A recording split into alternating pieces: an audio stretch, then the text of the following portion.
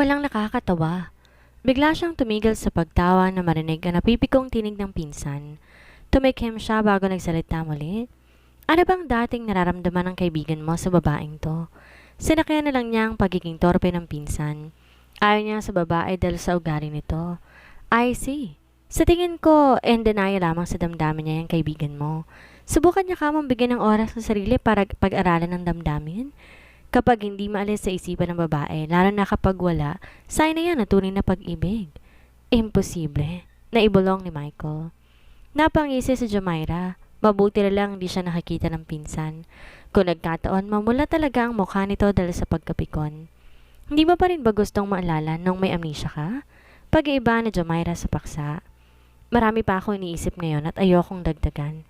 Kapag handa ka ba, sabihin mo lang at may kilala akong doktor na maaring makatulong sa'yo. Salamat. Kung kinakailangan sasabihin ko sa'yo. Pagkababa ni Jamaira sa tawag ng pinsan, nahulog din siya sa malalim na pag-iisip. Sa sunod na linggo, kailangan na i-turn over sa kanyang posisyon bilang CEO at ang pinsan sa sariling kumpanya ng mga to. Kamusta ang hinihingi kong tulong sa'yo? Tanong na Jamaira sa kaibigang tulad niyang trabaho. Iisang university ang pinasukan ni na Michael kaya sa tingin ko, dati na silang magkakilala, ani John Ray. Napabuntuhan ni nga si Asunta at talagang ang dati ng magkakilalang dalawa. Dati rin siyang empleyado ng kumpanyang pinamamahalaan ni Michael, dugtong pa ni John Ray. Kung ganoon may malalim na nga talaga silang samahan. Pero bakit ni minsan di ko sila nakikitang magkasama?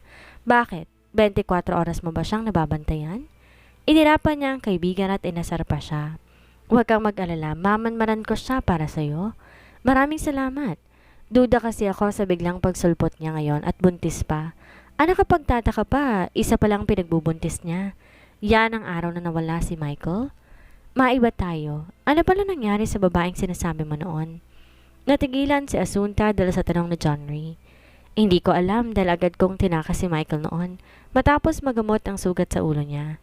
Nakakapagtaka at bigla lang din siyang nawala.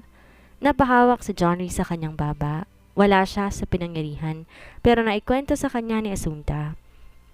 Hindi ko rin alam kung ano nang nangyari sa babaeng yon at paano napunta doon. Hindi ko rin siya namukhaan dahil gabi nang dumating ako. Wala na akong chance kilalanin siya at kailangan ko nang itaka si Michael. May papayo ko sa iyo ngayon, kalimutan ng damdamin para sa kanya. Kung ano man kahinatnan ng lahat ng to, tanggapin mo ng bukal sa kalooban mo lalo na't may batang involved. Huminga siya na malalim at tumanaw sa malayo. May hihingin pa sana akong pabor sa'yo. Tumanaw din sa malayo si Johnny at inakbayan ng dalaga. Ano yun? Wag lang pera at kahit idol kita'y wala akong pera. Natawa si Asunta at bahagyang siniko sa tagiliran ng kaibigan. Marakong mama pera. I know. Ang kuripot mo ba naman at ang daming racket at trabaho. Kaya nga idol kita eh. Lalo pang humigpit ang akbay niya sa dalaga. Total wala ka pa namang girlfriend, maaari bang maging pretend boyfriend kita? Napangisi si John Ray at biglang binitawan ang balikat ng dalaga. Lumipat siya ng tayo sa harapan nito. Kahit hindi mo ako bayaran, pero bawal ka magkagusto sa akin, lalo na ang physical touch. Napakamot si John Ray sa ulo. Kilala mo ko. Behave ako kapag behave ang kasama ko, kaya it's up to you kung pagsasamantalan mo ko o hindi. Biro ni John Ray sa huling sinabi. Napangiti si Asunta sa kaibigan. Masarap to kausap pag magkasama sila. Minsan nalilimutan niya ilan sa problema dahil magaling magpatawa ang kaibigan. Salamat. Maaasahan talaga kita sa lahat ng bagay. Saan ka pupunta after this? Why? Balik tanong niya sa binata. Gusto ko sanang iselebra natin tong bagong deal natin. Kumindat pa si John Ray. Unti-unting humulma ang ngiti sa labi niya. Wala naman siyang ibang gagawin ngayong hapon. Sagot mo? Sure, pero ngayon lang to. Sa next date, dapat hati na tayo. Natawa si Asunta at mautak ang kaibigan. Talagang pinanindigan nito ang pagiging kuripot. Pero alam niyang paraan lang yon ng kaibigan para pumayag siyang kumain sa labas kasama ito. Naisip nila pumunta muna sa shopping mall at may bibilhin si John Ray. Diba si Michael yon? Inuso ni John Ray ang namataang lalaking nakatayo sa tabi ng isang babae. Sinundan niya ang tingin taang tinutukoy ng kaibigan. Sumikdo ang puso niya na makita si Michael at kasamang babaeng nabuntis nito. Todo alala ito sa likod ng babae na para bang takot matumba ang huli. Siya ba ang babaeng pakakasalan niya? Tanong ni Johnny habang di hinihiwalay ang tingin sa nakatalikod na babae. Tumango si Asunta. Kahit nakatalikod sa kanila ang babae, alam niya yon si Amanda. Si Michael naman ay naka-side view kaya't nakikita ang mukha. Mas sexy ka sa kanya, kaya wag kang magselos. Sinimangutan niya si Johnny. Nagawa pa niyang puriin, gayong simpleng t-shirt at pantalon lamang naman ang suot niya. Ang babae nakadress at konting kembot ng balakang ay halos masilipan na. Ayaw niya sana makita sila ni Michael, ngunit mukhang nararamdaman niya ang presensya niya. Mabilis dinampot na manipis na kapirasong tela nang lumingon to sa gawi nila. Nangunat pa ang noo ni Michael na makita si Asunta at may kasama pang ibang lalaki. May problema ba? Malambing na tanong ni Amanda sa binata nang biglang nawala sa likod niya ang kamay nito. Nang di sumagot ang binata, tinawag niya kung saan nakatingin ang binata. Siya ba ang sinasabi mong babaeng gusto ng iyong ina? Parang bigla ay natauhan si Michael nang marinig ang malungkot na tinig ng dalaga. Naran sila ngayon dahil gusto siyang ibili na mga damit na gusto nitong kulay para sa kanya. Hindi niya to matanggihan, lalo na at ang sabi ng ina nito, siya ang pinaglilihian. Hey, hindi ako sumusuot niyan. Eksaheradong naibulalas ni Johnny nang makitang hawak ni Asunta. Bigla nalimutan ni Asunta ang sakit sa dibdib at nagulat sa kaibigan. Pagtingin niya sa hawak na tela, bigla siyang natawa. Mukha kasi yung tibak. Ngayon lang siya nakakita nun at di alam na may lalaki palang nagsusuot ng ganong klase ng underwear. Naikayom ni Michael ang palad na makita kung gaano kasaya si Asunta kasama ng ibang lalaki. Ngayon niya lang ding nakita tumawa ng ganon ang dalaga na para bang walang pakialam sa mga nasa paligid. Babe, halika't lapitan natin sila. Aya ni Amanda sa binata nang mapansin ang paraan ng tingin nito sa babae. Parang natauhan na patingin si Michael sa babaeng kasama. Sandaling nalimutan niya kanina na kasama niya pala ito. Hinayaan niya sa kung santo komportable sa pagtawag sa kanyang pangalan. Nang ilahin siya nito papalapit kina Asunta ay napasunod na lamang siya. Mukhang bagay sa ito, lalo na kapag naligo sa swimming pool. Tumatawa pa rin si Asunta at tinaas pa sa harapan ni John Ray ang hawak. Jeez, dapat talaga, hindi na kita sinama. Lalo namang natawa si Asunta at mukhang pikon na ang kaibigan. Tumingkayad siya at gustong isuot yon sa ulo ng kaibigan, ngunit hindi nagawa dahil may kamay na umagaw sa hawak niya. Paglingon niya, gano'n na lang ang gulat niya at hawak na ni Michael ang kamay niya na may hawak ng tela. Di magandang tingnan. Nahawak mo yan, kaya't bitawan mo na. Hindi sinasadya at parang napapaso. Binitawan ni Asunta ang hawak. Babe, huwag kang magalit at natatakot ako. Mabilis na niyakap ni Michael ang babae at nanginig pa ang boses nito. I'm sorry. Hindi ako galit kaya't huwag ka nang matakot. Pangaalo niya kay Amanda. Gustong umikot ng bilog na itim sa mga mata ni Asunta nang marinig ang maarting boses ng babae. Babae din siya at may alam sa medisina kaya't alam niya kung naarte lang isang babaeng may sakit, kuno. Di niya kasi nakitaan ng sintomas na may malalang sakit ang babae maliban sa pagiging buntis. Ayos ka lang? Tanong ni John Lee sa kaibigan at hinawakan to sa braso. Nakangiting tumango si Asunta sa kaibigan. Nagulat lang ako sa biglaang sulpot nila. Napatingin si Michael sa lalaking umaalalay kay Asunta. Ngayon niya lang to nakita at hindi nagustuhan ang nakikitang closest ng dalawa. Kapatid mo? Mukhang inosenteng tanong ni John Ray habang nakatingin kay Michael. Hinampas ni Asunta sa balikat ang kaibigan dahil sa birong tanong nito. Pagtingin niya kay Michael ay ang dilim na ng anyo nito. Siya ang sinabi ko sa iyo na anak ng kaibigan ng aking ina. Lalong sumama ang mukha ni Michael at di nagustuhan ang paraan ng pagpapakilala sa kanya ni Asunta. Sa pagkaalala niya kapag may nagtanong kung sino siya, proud na sinasabi ng dalaga na siya ang lalaking mahal nito at maging asawa. Ngayon anak na lang ng isang kaibigan. Babe, sino siya? Agaw ni Amanda sa atensyon ng binata. Ngumiti si Asunta sa babae at inunahan na ang binata. Babe, sino siya? My name is Asunta. Ako ang babaeng gusto ng kanyang ina na maging asawa. Mukhang nagulat na napahawak si Amanda sa kanyang dibdib at naluluhang tumingala at nagtatanong ang tingin sa binata. Napati imbagang si Michael at nagbabanta ang tingin na ipinukol kay Asunta.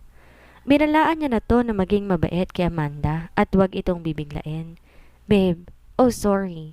Ang alam ko na sabi na sa'yo ni Michael ang tungkol sa akin? Mukhang naaawang tiningnan ni Asunta ang babae. Naiiyak na kinagat ni Amanda ang ibabang labi.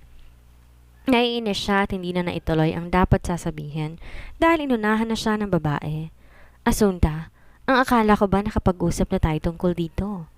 Nasa tinig ni Michael na nagpipigil to ng galit. Ang kinagagalit niya pa ay nagmumukhang wala itong feelings para sa kanya. Pre, pagpasensyan mo na si Asunta, ganyan talaga. Ang magsalita at walang puso kung minsan. Kaya nga gusto ko siya dahil sa kakaiba niyang ugali. Depensa ni John Rhys sa kaibigan at may dagdag pa. Hindi ikaw ang kausap ko at mas kilala ko siya kaysa sayo. Malamig na tugon ni Michael sa lalaki. Gustong tumikwas ng kiri ni Asunta dahil sa sinabi ng binata. Di niya alam kilala siya ng gusto ni Michael. Babe, huwag ka nang magalit at baka marinig ka ng baby natin. Huwag ka mag-alala at nagulat lamang ko kanina. Kumapit si Amanda sa braso ng binata. Umangat ang isang sulok ng labi ni Asunta at gustong gayahin ng kaarte ng pagsasalita ng babae. Pero kailangan niyang magpigil at baka mapano na ito, siya pa ang masisi ni Michael. Sorry din. Tama si John Ray. Ganito talaga ako magsalita. Pasimpleng inirapan ni Amanda ang babae. Ngayon pa lamang hindi niya na to gusto. That's enough, Asunta. Kailangan natin mag-usap, kaya umuwi ka muna sa bahay? Sure. Mabilis niyang sagot at makahulugan ng tinging pinukol kay Amanda. Pinararating niya rito na siya ay nakalabas-masok sa bahay nila Michael, samantalang ito'y tinatago pa ng binata. Sumabay ka na sa amin ngayon at ihahatid ko lang si Amanda. Then, naputol ang pagsasalita niya nang mapabitaw sa braso niya ang kamay ng dalaga. Humiyaw si Amanda sabay hawak sa tiyan. Napairap si Asunta sa isipan na makita ang arte ng babae. Bakit? Anong masakit? Nag-aaralang tanong ni Michael habang hawak ang plat pa namang tiyan ni Amanda. Biglang sumakit. Naiiyak na daing ni Amanda, sabay hawak muli na mahigpit sa braso ng binata. Mabilis na binuhat ni Michael ang dalaga upang dalhin to sa ospital. Awang ang bibig na napasunod ang tingin ni John Ray sa dalawang papalayo na. Pagtingin niya sa kaibigan na aawa siya rito. Ang lungkot kasi nito habang nakasunod ang tingin kina Michael. Inis na tumalim ang tingin ni Asunta kay Amanda nang umangat ang ulo nito mula sa pagkakasubsob na mukha sa dibdib ni Michael. Ngumiti pa to sa kanya at pinararating sa pamamagitan ng tingin na hindi niya masolo si Michael. Tiyak na nagdadrama lang tong masakit ang tiyan upang di niya makasama ang huli. Ayaw niya tong bigyan ng kaligayahan kaya't mabilis niyang hinila sa braso si John Ray. Hey, hindi pa ako nakakabili ng gusto ko. Reklamo ni John Ray at mukhang hinaharas na siya ng dalaga. Sa sunod na araw na lamang yan. Faster at baka maiwan tayo, ani Asunta. Shit! Wala sa usapan natin to na maaari mo akong kaladkarin kahit saan. Reklamo ni John Ray pero mas nauna nang maglakad kesa kay Asunta. Napangisi lang si Asunta sa kaibigan. Mabuti na lang at dala niya ang motorcycle. Angkas na lang sa John Ray. Ines na sinubsob muli ni Amanda ang mukha sa dibdib ng binata na makitang sumusunod sa kanila si Asunta. May driver si Michael na siyang nagmamaneho ng sasakyan kaya nanatili ito sa tabi niya hanggang sa loob ng kotse. Faster! Dalhin natin sa ospital si Amanda. Utos ni Michael sa kanyang driver. Nainis si Michael nang maipit sila sa traffic. Nadagdagan pa yon na makita si Asunta na siyang nagmamaneho ng motorcycle at ang lalaking kasama nito'y angkas at nakayakap sa bewang ng dalaga. Tinaas ni Asunta ang proteksyon sa mukha ng suot na helmet at sumaludo sa binata ng matapat sa bintana. Sobrang traffic kaya hindi makausap ang mga to. Naiinis din siya kapag ganoon at hindi makasingit sa daan dahil hindi maiwan si na Michael. Gamitin mong bosina pang emergency para makalusot na tayo sa traffic dahil hindi ako komportable sa ganitong sitwasyon. Napangisi si Asunta at di naisip kanina ang suggestion ng kaibigan. Pagtingin niya sa kotse ni Michael, sumanya siya sa driver na sundan siya. Nangunot ang noo ni Michael na makita ang ginagawang pakipag-usap ni Asunta sa driver niya gamit ang sign language. Mukhang naintindihan niya ng driver niya at tumango ito. Pagtingin niyang muli kay Asunta, may hawak itong isang bagay at ipinatong sa itaas ng manabela nito. Nagulat si Amanda nang bigla may umalingangaw na bosina, katulad ng isang ambulance ang tunog noon. Mabilis sumawa ng daraanan ni Asunta nang marinig ang sirena ng sasakyan. Agad niyang pinaharurot ang minamaneho habang patuloy na ang pag-iingay ng bosina for emergency purposes. Ang bilis lang nilang narating ang ospital dahil sa ginawa ni Asunta. Pagkabuhat kay Amanda ay nagmamadali, dinala na sa loob ng ospital. Maayos ng kalagayan na mag-ina mo, kaya huwag kang mag-alala. Ari ng doktor kay Michael. Pero bakit biglang sumakit kanina ang tiyan niya? Di mapakaling tanong ni Michael. Napatingin ng doktor sa pasyenteng nakahiga sa kama at nakapikit. Marahil ay may nakain siya na hindi nagustuhan ng kanyang tiyan. Kung gusto niyo pong obserbahan pa ang kalagayan niya ay maaari niyo siyang i-confine isang araw dito. Napamulat si Amanda at naiiyak na tumingin sa binata. Babe, ayoko na sa ospital. Napabuntok hininga si Michael at naawang ginagap ang palad ng dalaga. Alam niya sawa na to sa ospital dahil sa karanasan nito. Isang araw lang upang masiguro nating hindi na nga sasakit pa ang tiyan mo. Mukhang napipilitang tumango si Amanda. Basta wag mo akong iiwan. Ayoko mapag-isa dito at ikaw lang gusto kong makasama. Napasnort si Asunta dahil sa kaartihan ng babae. Talagang gagawin itong lahat para lang manatili sa tabi si Michael? Napatingin si Michael kay Asunta na kanina pa tahimik lang nakatayo sa isang tabi. Marami siyang gustong itanong dito ngunit di magawa dahil kay Amanda. Asunta, maraming salamat sa ginawa mo kanina. Malumanay na pasalamat ni Amanda sa dalaga. Walang anuman, huwag ka nang gumalat mo kung sobrang hina ng katawan mo. Gumiti siya sa babae. Mabuti na lang at malakas ka. Hindi ako mag-aalala ng husto kapag naging asawa kita at nagbuntis ka. Inakbayan ni Johnny ang kaibigan at proud na nakatitig dito. Babe, I'm sorry kung naging mahina ang katawan ko. Umubo si Amanda habang nakayoko ang ulo. Awang ang bibig na patitig si Johnny sa babaeng minasama ang kanyang sinabi. Mabilis na inalo ni Michael ang dalaga bago masama ang tinging ipinukol sa lalaki. Kung wala ka lang ding magandang sasabihin, maaari ka nang umalis. Sorry bro, sobrang sensitive naman ng girlfriend mo at get out! Anggil na ni Michael sa lalaki at lalong umiyak si Amanda. Johnny, let's go. Baka himatayin pa yan tayo pang mapagbintangan. Siya lang ang pinalalabas ko. Galit na bigel ni Michael kay Asunta. Sorry pero magkasama kami kaya kung nasan siya, naran din ako. Mukhang malungkot na tura ni Asunta. May kailangan pa tayong pag-usapan? Madilim ang aura ng mukha ni Michael at matalim ang tingin sa kamay ng dalagang nakakawit sa braso ng lalaki. Kung gusto mong mag-usap tayo, hihintayin kita sa bahay ninyo mamaya bago mag-dinner. Kapag di ka dumating, maghintay ka kung kailan ako may available time. Ines na napahawak na mahigpit si Amanda sa kumot nang marinig ang sinabi ng babae. Talagang gusto siya nitong kalabanin sa pagkuha sa atensyon ni Michael.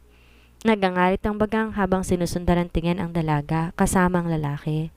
Talagang inuubos itong pasensya niya. Babe, saan ka pupunta? Tigil ni Amanda sa binata nang tumayo ito. Babalik agad ako.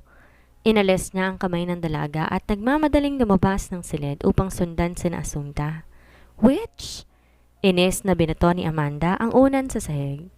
Noon pa man mahal na niya si Michael ngunit parang hangin lang siya sa paningin ng binata kapag nagtangka siya makipagkaibigan dito. Hanggang sa kumpanya sinundan niya ito, ngunit kahit anong galing niya hindi pa rin siya nito napapansin. Hindi ako makakapayag. Gayon pang hawak na kita sa leeg. Lahat gagawin ko para mahalin mo rin. Bulong ni Amanda sa sarili at mabilis kinuhang cellphone. Anong problema at napatawag ka? Tanong ng lalaki mula sa kabilang linya. Kailan niyo pa i-dispatch ang babaeng to? Galit niyang tanong. Ano bang nangyari at galit ka na naman? Iritableng tanong ng lalaki. Kung gusto mong maging matagumpay ang plano natin, gawin niyo ang dapat gawin bago pa mahuli ang lahat. Makahulugan niyang tugon sa lalaki. Huwag mo kong pangunahan. Inis at mabilis pinatay niya na ang tawag nang tumaas ang boses ng lalaki. Maraming taon siyang naghintay dahil dito. Maraming taon siyang nakinig at tama na yun. Oras na para siya naman ang kumilos para mapadali ang tagumpay niya. Asunta! Mabilis na kinawit muli ni Asunta ang kamay sa braso ni John Ray nang marinig ang galit na boses ni Michael. Nakangiting nilingon niya ito. Bakit iniwan mo ang fiancé mo? Kailangan natin mag-usap? Pag-iiba ni Michael ng paksa. Hindi ba yan makapaghintay mamaya? Mukhang tinatamad na tanong ni Asunta. Sa halip na sagutin ng dalaga, tinapunan ng tingin ni Michael ang lalaki. Pwede bang iwan mo muna kami? Nagkibit balikat sa John Ray at nagtatanong ang tingin kay Asunta. Matamang pinagmasda ni Asunta ang binata. Alam niyang hindi ito titigil at di siya paaalisin hanggat di nasusunod ang gusto nito. Ihintayin mo na lang ako sa sasakyan? Nagbababala ang tinging pinukol ni John Ray kay Michael bago umalis. Tumingin si Asunta sa paligid. Walang ibang taong nagagawi sa kinatatayuan kaya't sumandal siya sa dingding at tumalukip-kip. Sabihin mo na't baka may nipang fiancé mo. Bakit kailangan mo ipakita ang kagaspangan ng ugali mo sa kanya? Yan lang ang dahilan? Kaya mo ako hinabol? Di makapaniwalang tanong niya sa binata. Nag-usap na tayo at alam mong masera ng pagbubuntis niya. May diin natura ni Michael. May ginawa ba ako? Kasalanan ko ba kung nakita niya ako kanina at nakilala? Nanguuyam niyang tanong sa binata. Mariing naglapat ang mga labi niya at nagingit-ngit ang mga ngipin. Naiinis din siya sa sarili. Di naman talaga dapat sisihin ng dalaga. Pero, naipilig niyang ulo pakaliwa at biglang nalito. What's wrong? Biglang nagbago ang tono niya at nag-alala sa binata nang mapahawak sa ulo si Michael. Nangako ka na hindi ka magmamaneho ng motorcycle? Wala sa sariling nabigkas ni Michael. Sandaling natigilan si Asunta at gulat na nakatitig sa binata. Hinawakan niya sa magkabilang balikat ang binata. May naalala ka na? May naaalala?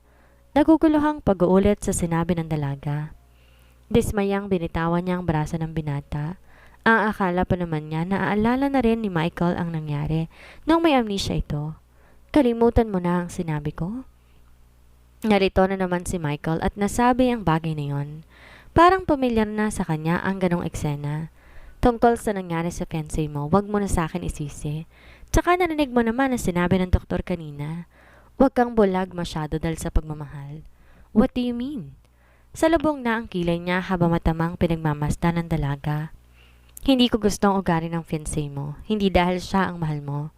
Obvious kasi nag-iinarte lang siya para siya lang nakikita mo. Di na niya tinago ang turing na nadarama kahit pamagalit sa kanya si Michael. Ganyan lang tingin mo sa kanya. Dahil hindi mo alam kung anong pinagdaraanan niya ng dahil sa akin? Malamig na tugon ni Michael sa dalaga. Ayoko nang alamin. At alam ko naman na wala nang tiwala sa akin. Huwag mo na lang hayaang mag-cross ang nadas namin dahil hindi ako plastic na tao. Pero kung wala ka ng ibang sasabihin, aalis na ako. Malamig na ring paalam sa binata at tinalikuran na ito. Naikayom ni Michael ang dalawang palad habang sinusundan ang tingin ng dalaga. Biglang sumakit ang ulo niya dahil hindi mapasunod ang dalaga. Ayaw niyang sabihin dito ang totoo sa pagitan nila ni Amanda at baka kung ano pa ang gawin nito. Nang maalalang ginawa kanina sa daan, mabilis niyang dinukot sa bulsa ang cellphone. Yes, sir? Sagot ni Jerome mula sa kabilang linya. May gusto akong paimbestigahan. Free ka ba ngayon? Puntahan ko po kayo ngayon. Saan niyo na lang po ang location? Sa ospital na niya pinapunta sa Jerome. Kailangan niyang malaman kung ano ba talaga ang pinagkakabalahan ni Asunta. Duda siya na nurse lang ang trabaho nito ngayon. Mabilis pinanasa ni Amanda ang luha sa mga mata nang pumasok sa silid si Michael. Di siya nag-abalang ipakita dito na mukha siyang miserable.